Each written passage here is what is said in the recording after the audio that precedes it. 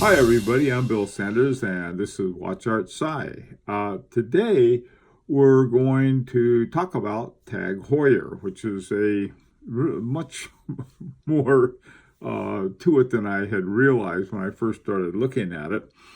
And it started back in 1860 with Edward Heuer, and it was called Uhrenmanufaktur Heuer, which is essentially German for Heuer watchmaker or watch manufacturer. Either one will work.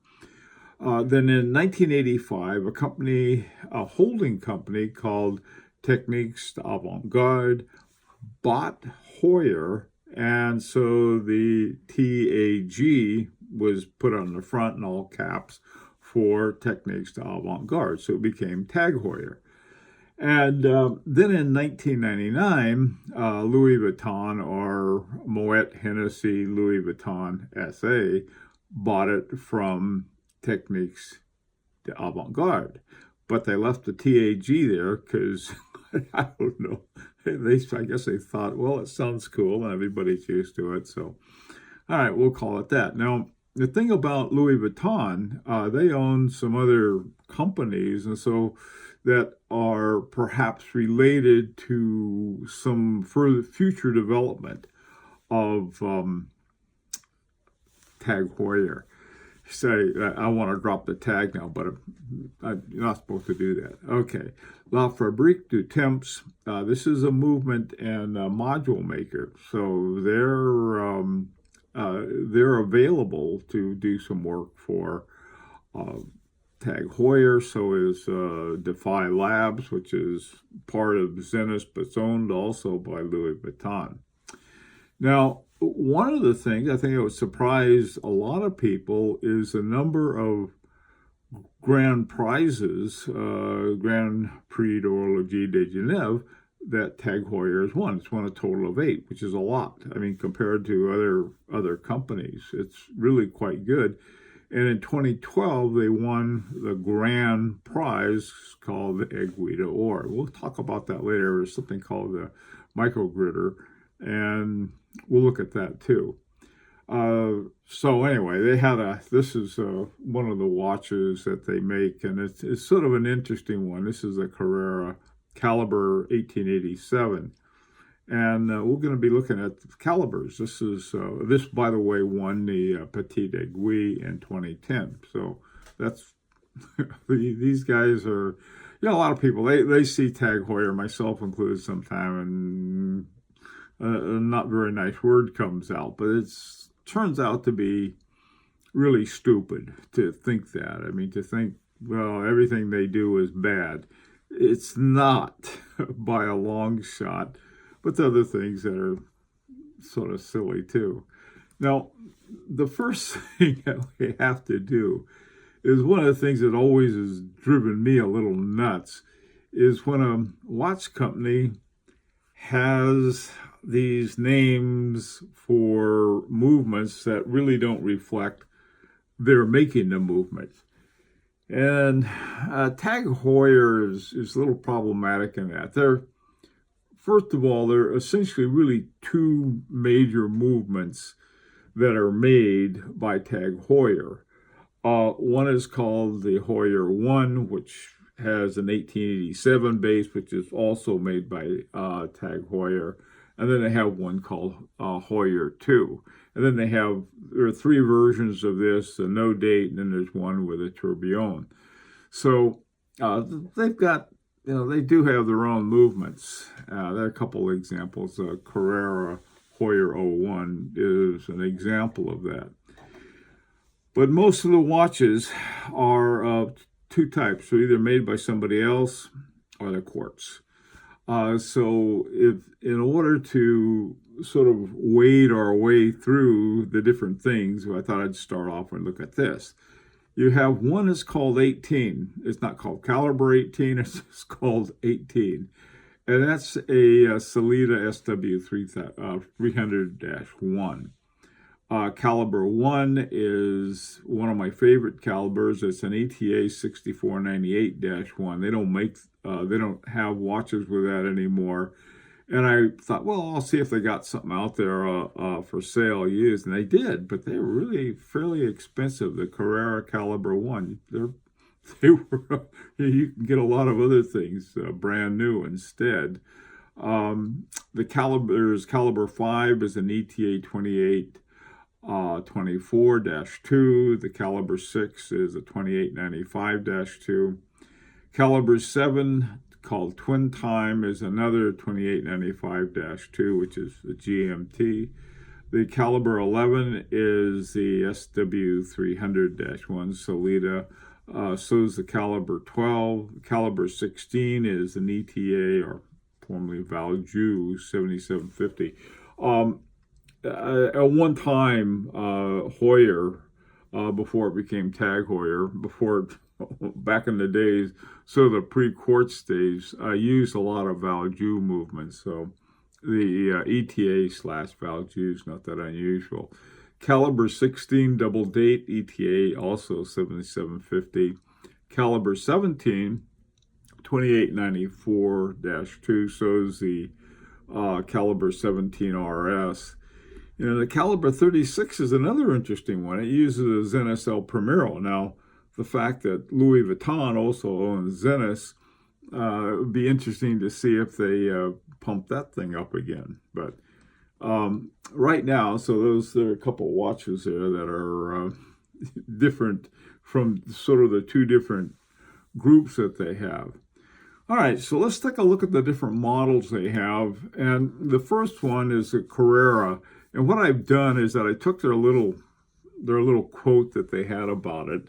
And the Carrera was named after the Porsche Carrera, I imagine. It's this famous sports car. And the prices of these, they got a pretty good range, all the way from 4,100 about to 26,000.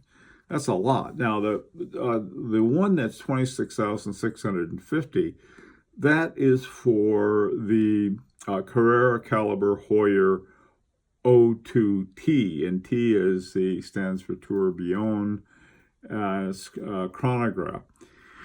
Okay, so that was some of the chronographs they have, and something that says chronograph.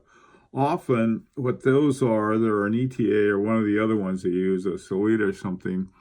And what Tag Heuer does, it uses these other movements, but it really does its own. It works on them. It puts in special springs that it's using, and a few other things like that to bring it up to a higher standard than off the shelf that you get from ETA or Solida. Okay, the next one's the Formula One, and this they refer to as the casual sports watch for the fast-paced life. Now, the price range here is pretty good, really. I mean, it's Formula One, and it's from 1,800 to 3,200. Now, here you have a Caliber 7 and a Caliber 5. This is why you need that handy-dandy little chart that I made to tell you what it is. I better put mine up here so I can see it and use it. Okay, the Caliber 7 is a 2824-2, and the Caliber 5 is the Caliber 7 is a Solida 300-1.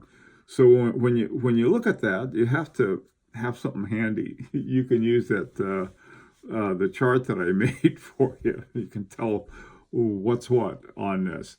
And there, the Formula One, there's typical sports watch. I can think of a dozen different sports watches that look pretty much the same, and if you put one on, someone might have to look twice. Is that a Tag Heuer? Is that a Zenith? Is that a Rolex? What is that? Okay. The next one is called the Aqua Racer. These are diver watches. They refer to them as the ultimate sports watch inspired by the aquatic world. And they range in price from $2,500 to $4,100. Here you got a Caliber 5 and a Caliber 16. And the Caliber 16 is the ETA 7750, formerly the Valjoux 7750 chronograph. Both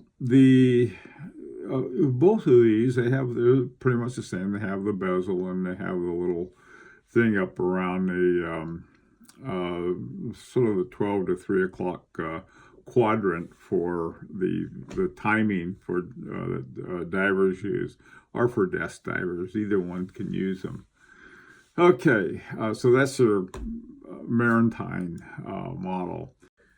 Now, the Octavia is really an interesting one. This is again, the tagline they have was the original dashboard reinvented as one of the most significant Tag Heuer timepieces. Okay, well, one of the things that the Octavia is for automobile and aviation.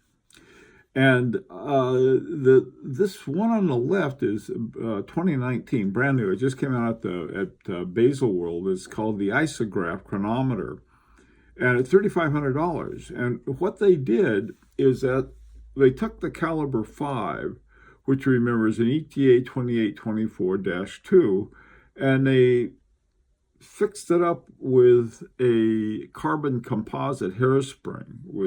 They put in there to bring it up to chronometer level. And so $3,500 getting a chronometer. This is COSC certified chronometer. It's a pretty good deal and pretty decent price. Brand new style. The Jack Heuer Anniversary Octavia. This one is a special one, a limited edition. 6,050. It's got a caliber 2, a Heuer caliber 2, which means it's in-house. So that's it's quite a lot of watch on both of these. The Octavia is a cool one. All right, this next one is probably the most famous of all, as their tagline, the timeless classic worn by Steve McQueen. He was in a movie, played a race car driver, and he flashed that thing at one time or another, I guess. So that's the Monaco Caliber 11, and Caliber 11 is the Solida 300-1. This watch, I just love this watch. It's one that, it's a chronograph. It's just sort of a cool looking watch. Not that anyone's going to mistake me for Steve McQueen anytime soon. It's not because of that. It's just different. It's interesting. It's an interesting watch. I'm always looking for, I still don't have a decent sports watch yet. Okay. Poor me. This next one is the Link, and the Link, their tagline is where comfort and elegance collide.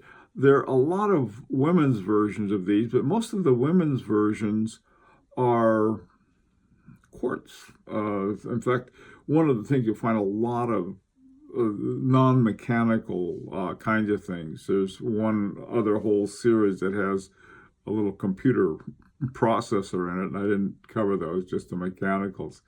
And here are two Links. They both have caliber 5, which is the ETA 2824-2. And one is 3,000, and the other one, this is the range, is 21,000. Well, the $21,000 one is smothered in diamonds. So if that's, you want a lot of diamonds on your bracelet and your watch, and I'm pretty sure it's a lady's watch, but the mechanical ones are a little bigger than for women usually have, but women are starting to wear a little bigger watches now too. It's nice because it's easier to tell the time, those little bitty ones. All right. Now, this last thing I want to talk about is the Tag Heuer Pendulum concept. This is the world's first oscillator and a mechanical movement without a hairspin. It beats at 43,200 beats per hour. That's 6 hertz. Now, this came out in 2010. And it is, to me, when I saw this whole concept, I thought, this has got to be the coolest thing ever. They had some watches called the Miko Girder, and in 2012, it won the Aiguille d'Or. That's the grand prize. I mean, that's a huge prize to win. But they only made one copy. It was $400,000. And so I thought, wait a minute. And so I read about this, and the problem was apparently if some aspect of it, the magnets got goofed up. Because remember now, in order to have a pendulum-like move, you have to have it swinging one way and the other way. And they do that with magnets. Now, that's not that unusual because that's the way electric motors work. You get these little magnets going on and off with charges going through them. And this is something like that. It's got the, the escapement wheel, and if you look at that, everything is there except the hairspring. Well, the hairspring is, you have these two magnets. One is steady and the other one rotates back and forth to get the pendulum thing, but apparently they had problems with it. And so the only place I think that they have it now is in the tourbillons. But, it's a neat idea. And, it's like a lot of things that didn't work so much. It's the other thing. They put it in a tourbillon. Those don't work so well either, at least as they had planned. But there's some neat stuff. Now, like I said, they've been with Lanvin for 20 years this year because they became part of it in 1999. So, the possibilities of they're doing more with, either Defy Labs or with the Fabrique, they call it the Temp, something like that. Anyway, there's Tag Heuer's got a lot of interesting stuff. Now, for collectors, these things, man, they're all over. I was so surprised by the number of them. I thought, well, I'll take a look at them on Chrono 24. Tons of them out there. So there are a lot of them if you're interested in a Tag Heuer. And there's some really good prices, too. So that's another good thing for collectors. This is sort of a type of thing. If you're going to put these on a tier, that half of them are, well, more than half are sort of standard horology. So there's sort of like hot rods in the sense that you take an ETA and soup it up and put it in your watches. And the same thing with Solitas. And they do that with a lot of them, but they do have their own movements. In the 1887, and now they call it the Caliber Heuer 1 and the Caliber Heuer 2. Those are all in-house, and they have in-house prices, but they're not crazy. Their tourbillons are like 15,000, which is a lot for a watch, but for a tourbillon, it's not bad.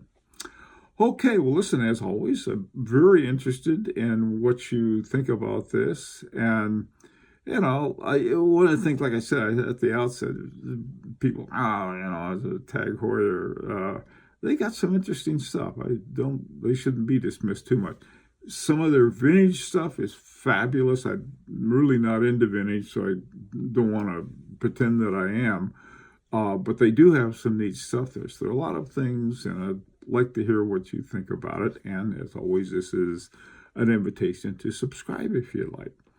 And until Sunday, we'll have a collection review. This is Bill Sanders for Watch Outside the Art and Science of Watch Collection.